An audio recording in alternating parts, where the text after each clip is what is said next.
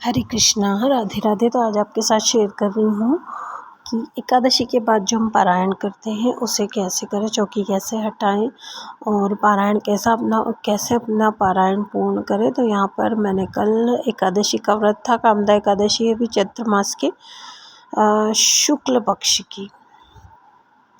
तो यहाँ पर सबसे पहले तो ये चौकी जो मैंने कल लगाई थी, सब कुछ ऐसा का ऐसा ही रखा रहने देना चाहिए दूसरे दिन तक, जब तक हमारा पारायण पूर्ण ना हो जाए।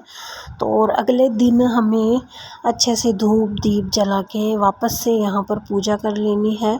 और भोग के लिए जो है हमें चावल ज़रूर से बना देने हैं।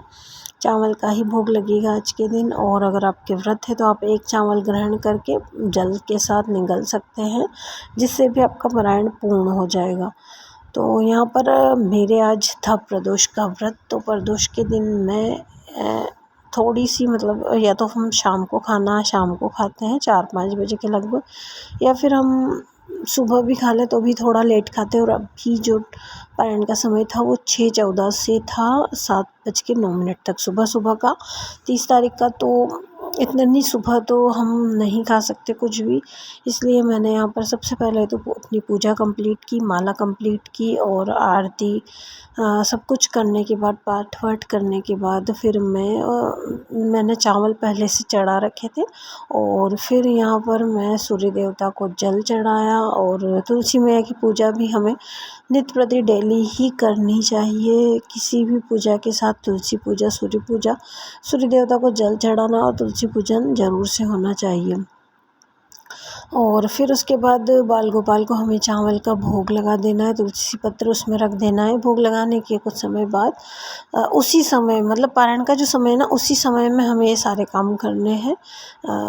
चाहे हम तुलसी पूजन बाद में कर लें, लेकिन ये जो चौकी हटाने का काम है पूजन करके और सारे सामान को जो है हमें उसी समय में, पारायण के समय में ही हटाना होता है। तो मैंने यहाँ पर सबसे पहले तो अगर हम अखंड ज्योत जलाते हैं तो उसको एक साइड में कर देंगे और बुझाना नहीं है उसको, फूंक मार के एक साइड में या घर के मंदिर में उसे हम रख सकते हैं। उसके बाद जो भी हमने भोग प्रसादी चढ़ाई है उसे हम या तो हम किसी मीठा बनाने में यूज़ कर सकते हैं, या फिर हम खुद खा सकते हैं, या फिर हम किसी को बांट सकते हैं प्रसाद के रूप में। जो हमने चावल चढ़ाए वो जब हम खाना खाएंगे तब हम खा लेंगे। यहाँ पर कलेवा जो है, कलेवा को हम हमारे हाथ में धागे के रूप में बांध सकते हैं। जो दक्षिणा चढ़ाई थी वो हम किसी ज़रूरतमंद को दे सकते हैं। और जो यहाँ पर नारियल या प्रसाद या फल जो भी चढ़ाया था, ये आप किसी को दे भी सकते हैं और खुद भी खा सकते हैं। फिर यहाँ पर जो गणपति जी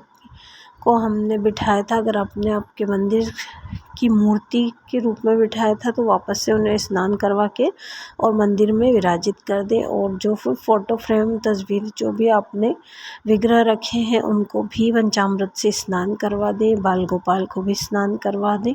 और इस तरह से आप पारायण पूर्ण कर सकते हैं। और जो विग्रह के नीचे हमने तिल रखे थे वो हमें या तो पक्षियों को ऊपर छत पे डाल देने हैं, पक्षियों को डाल, और जो हमने कपड़ा बिछाया था उसे वापस से धो के यूज़ कर सकते हैं। और यहाँ पर जहाँ हमने चौकी लगाई थी वहाँ हम कोई भी शुभ चिन्ह, स्वास्तिक या ओम का चिन्ह बना के, और हमारी पूजा इस तरह से, हमारा पारायण पूजा कंप्लीट होगी। और अगर आपको वीडियो पसंद आया तो वीडियो को लाइक शेयर सब्सक्राइब ज़रूर कीजिएगा। तो मिलते हैं अगले वीडियो में, तब तक के लिए राधे राधे।